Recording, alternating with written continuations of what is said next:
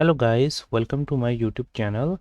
In this video I will show you how to find maximum number in list in Python. So if you are looking for how you can find maximum number in a list, then you are at right place. So this is the list and list of a square meter, and the variable name is areas. So I'm going to find the maximum number. So if you want to find the maximum number, you just have to use a function max, and then you have to use the variable name, which is areas.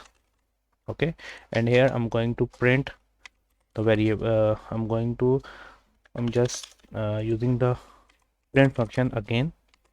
Okay, so print max areas. Okay, just click on run. So we got this value 20.0, which is the highest maximum number in the list. So in this way you can find max number in the list. Hope you like this little tutorial. Feel free to subscribe to my channel, and if you have any question related to Python, you can ask me in the comment section. Thanks for watching. Bye bye.